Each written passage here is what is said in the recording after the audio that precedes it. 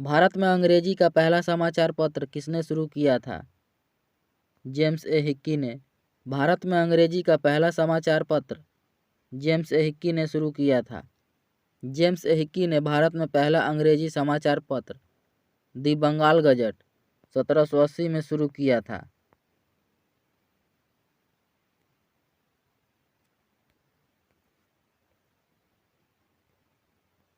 भारतीय विश्वविद्यालय की स्थापना सबसे पहले किसके समय में हुई थी? Lord Canning. भारतीय विश्वविद्यालयों की स्थापना सबसे पहले लॉर्ड कैनिंग के शासनकाल में हुआ था। भारतीय विश्वविद्यालय की स्थापना सबसे पहले 1857 में कोलकाता, मुंबई और मद्रास में किया गया था।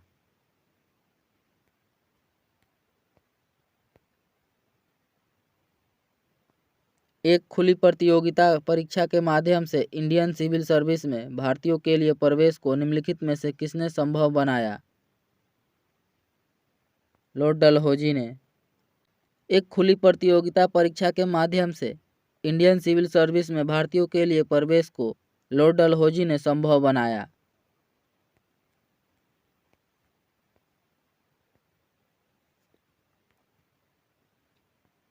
कलकत्ता विश्वविद्यालय किस शैक्षणिक रिपोर्ट के माध्यम से अस्तित्व में आया था? Wood dispatch. कलकत्ता विश्वविद्यालय वुड डिस्पैच रिपोर्ट के माध्यम से अस्तित्व में आया था।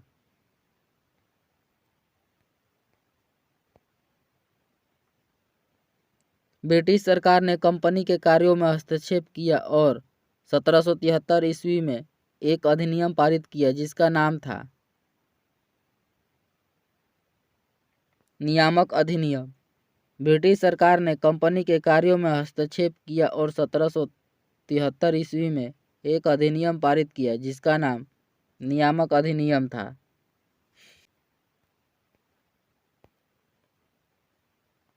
अंग्रेजों ने भारत में अंग्रेजी को शिक्षा का माध्यम कब बनाया था? 1835 में। अंग्रेजों ने भारत में अंग्रेजी को शिक्षा का माध्यम 1835 में बनाया था।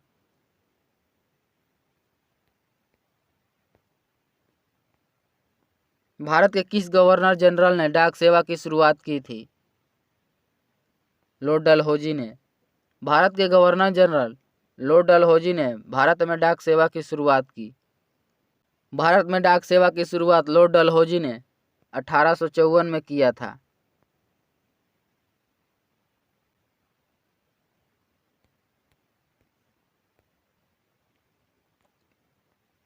निम्नलिखित में से कौन से गवर्नर जनरल ने भारत में अंग्रेजी को शिक्षा का माध्यम बनाने का निर्णय लिया? लॉर्ड विलियम बेंटिक ने।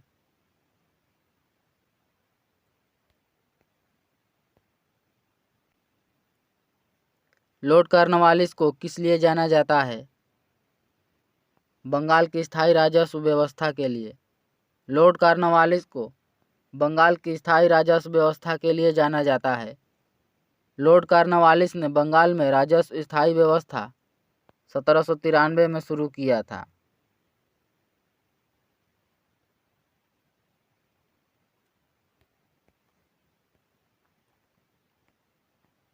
निम्नलिखित में से कौन शिक्षा कार्यवर्ती की रचना के लिए विख्यात हुआ? Lord Macaulay. शिक्षा की कार्यवर्ती रचना के लिए लॉर्ड मैकाले विख्यात है।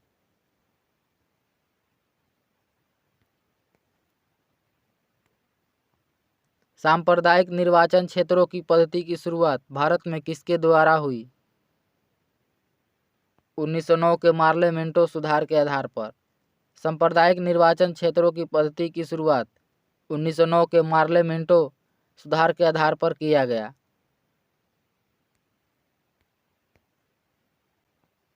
बंगाल की एशियाटिक सोसाइटी के प्रवर्तक थे सर विलियम जोन्स।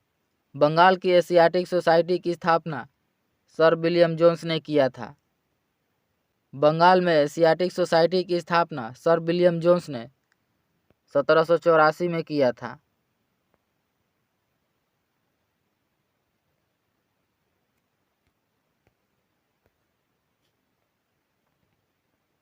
भारत सरकार की शासन व्यवस्था में पहली बार प्रतिनिधि एवं लोकप्रिय तत्वों को समाविष्ट करने का प्रयास किस माध्यम से किया गया था?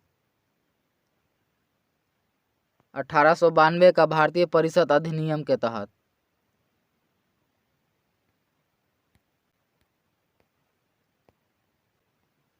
निम्नलिखित में से किस उद्देश्य से साइमन कमीशन का गठन किया गया था? आगे और सुधार करने के लिए भारत की उपयुक्तता की समीक्षा करना। साइमन कमीशन का गठन 1927 में किया गया था। साइमन कमीशन भारत 1928 में आया था।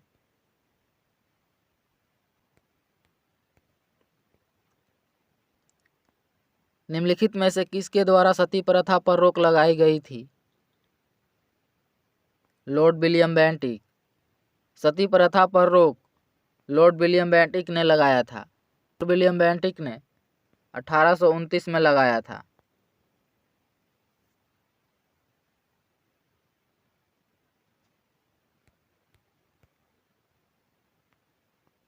स्वामी दयानंद सरस्वती का मूल नाम था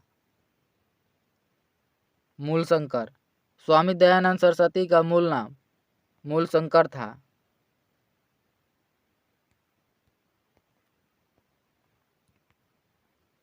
वायसराय द्वारा नियुक्त किए गए हंटर कमीशन ने निम्नलिखित में से किसके विषय में तहकीकात की थी? जलियांवाला बाग त्रासदी के। हंटर कमीशन की नियुक्ति जलियांवाला बाग त्रासदी की जांच के लिए बनाया गया था। जलियांवाला बाग हत्याकांड 13 अप्रैल 1919 को हुआ था।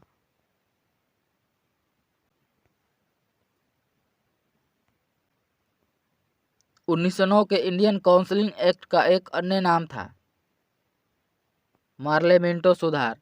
1909 के इंडियन काउंसिलिंग एक्ट का अन्य नाम मार्लेमेंटो सुधार था।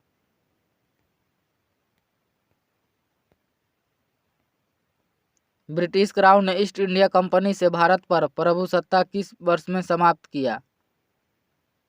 1858 में।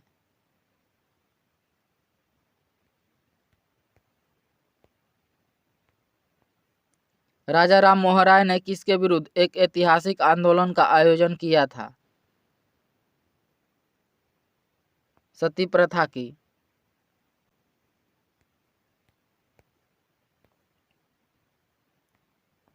ब्रह्म समाज के संस्थापक थे राजा राम मोहन राय। ब्रह्म समाज के संस्थापक राजा राम मोहन राय थे। ब्रह्म समाज की स्थापना 1828 में कलकत्ता में राजा राम मोहन राय ने किया था।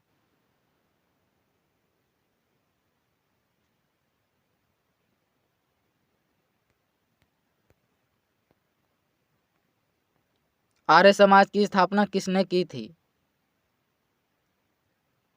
स्वामी दयानंद सरस्वती ने। आर्य समाज की स्थापना स्वामी दयानंद सरस्वती ने 1875 में मुंबई में किया था।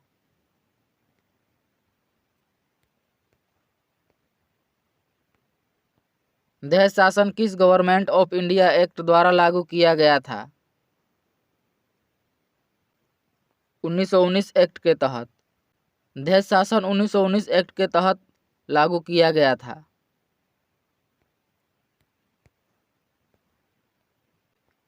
पश्चिमी भारत के किस धार्मिक सुधारक को लोकहितवादी कहा जाता था?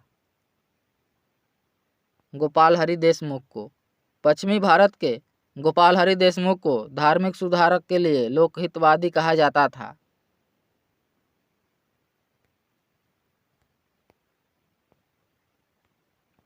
किस अधिनियम की महत्वपूर्ण विशेषता प्रांतीय स्वायत्तता थी?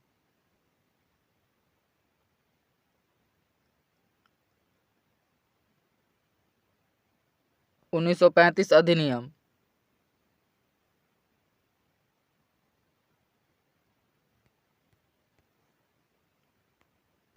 सर्वेंट ऑफ इंडिया सोसाइटी के संस्थापक कौन थे? Gopal Krishna Gokhale. Servant of India society की स्थापना गोपाल कृष्ण गोखले थे। सर्वेंट ऑफ इंडिया सोसाइटी की स्थापना गोपाल कृष्ण गोखले ने 1905 में किया था।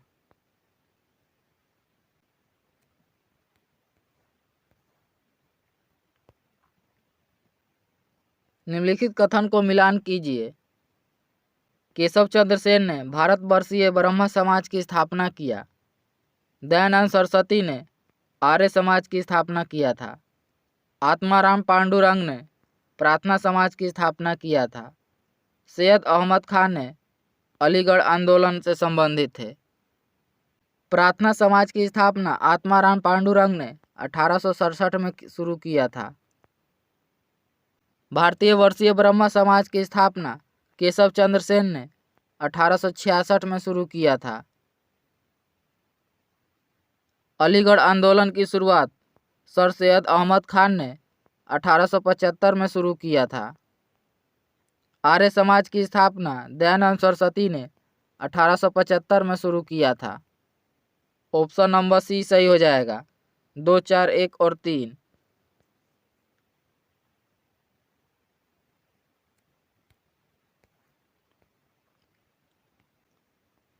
वापस वेदों की ओर का आह्वान किसने किया था?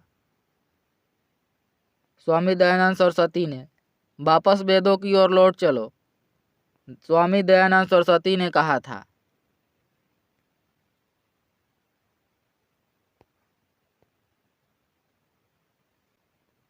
भारत के किस गवर्नर जनरल ने भारत में सती प्रथा का अंत किया?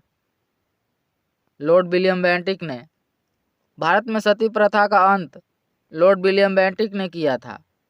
भारत में सती प्रथा का अंत लॉर्ड विलियम बेंटिक ने 1829 में किया था।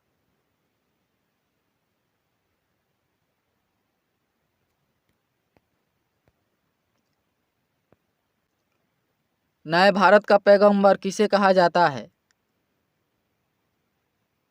रामकृष्ण परमहंस को। नए भारत का पैगंबर रामकृष्ण परमहंस को कहा जाता है।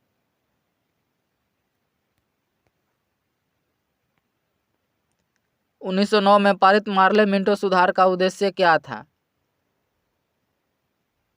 पृथक निर्वाचन प्रणाली लागू करना।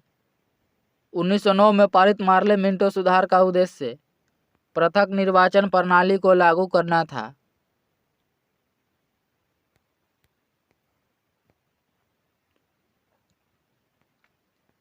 स्वामी दयानंद सरस्वती ने आर्य समाज कहाँ स्थापित किया था? बम्बई में। स्वामी दयानंद सरस्वती ने आर्य समाज की स्थापना बम्बई में 1875 में किया था।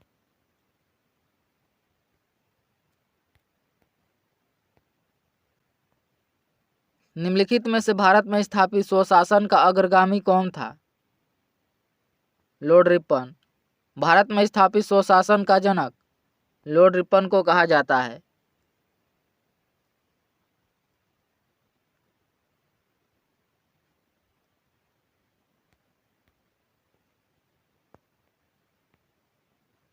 किसके प्रमुख प्रयास से सती प्रथा का उन्मूलन हुआ था? राजा राम मोहन राय के प्रयास से।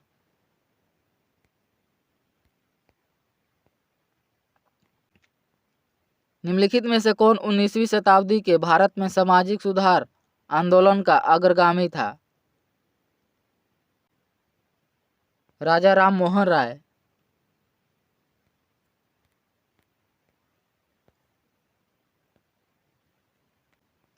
स्वामी विवेकानंद का मूल नाम क्या था? नरेंद्र नाथ दत्त। स्वामी विवेकानंद के मूल नाम नरेंद्र नाथ दत्त था।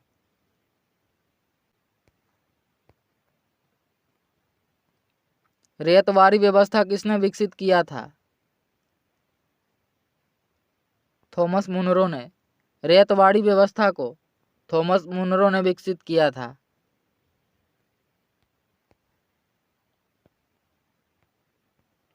किस चार्टर अधिनियम के द्वारा भारत के विदेश व्यापार में ईस्ट इंडिया कंपनी के एकाधिकार की समाप्ति की गई थी? 1813 का चार्टर अधिनियम के तहत।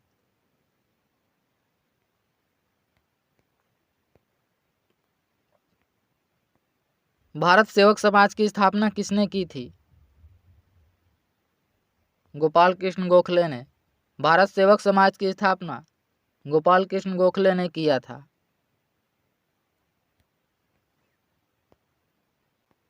किसने राज्य अपहरण नीति को अपनाया था? लॉर्ड डलहौजी ने।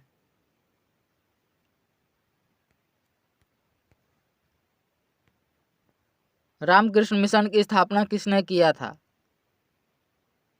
स्वामी विवेकानंद ने। रामकृष्ण मिशन की स्थापना किसने किया था? स्वामी विवेकानंद ने। रामकृष्ण मिशन की स्थापना स्वामी विवेकानंद ने किया था। रामकृष्ण मिशन की स्थापना स्वामी विवेकानंद ने 1897 में किया था।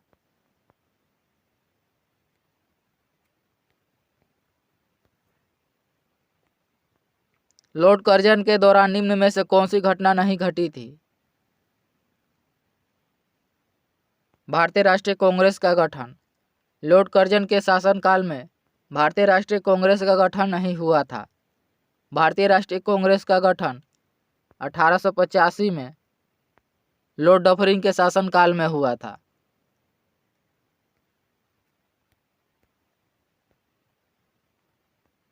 भारतीय विश्वविद्यालय अधिनियम किसने पारित किया था? लॉर्ड कर्जन ने।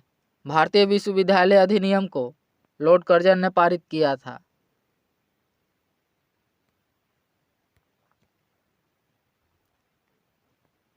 लॉर्ड मैकाले साधारणतया भारत में किसे लाने से संबंधित थे? अंग्रेजी शिक्षा।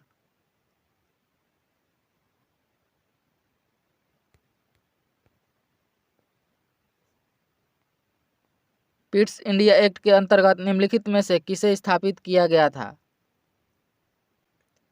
नियंत्रण बोर्ड। पिट्स इंडिया एक्ट के अंतर्गत नियंत्रण बोर्ड को स्थापित किया गया था। पिट्स इंडिया एक्ट 1784 में पारित किया गया था।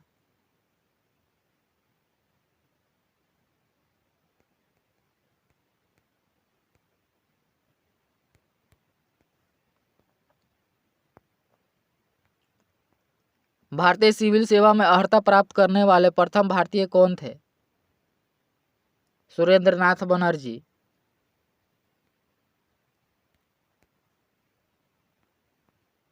ब्रिटिश प्रशासन के दौरान निम्नलिखित में से किस गवर्नर जनरल ने हड़प नीति अपनाया था? लॉर्ड डलहौजी ने। हड़प नीति के अंतर्गत सतारा को लॉर्ड डलहौजी ने अपने साम्राज्य में मिलाया था।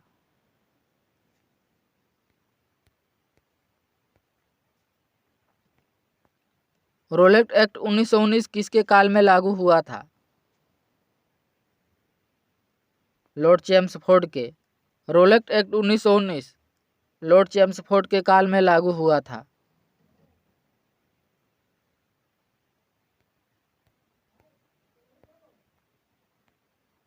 भारत सरकार अधिनियम 1935 की दास्ता का नया घोषणा पत्र किसने कहा था? पंडित जवाहरलाल नेहरू ने। भारत सरकार अधिनियम 1935 को दास्ता का नया घोषणा पत्र पंडित जवाहरलाल नेहरू ने कहा था।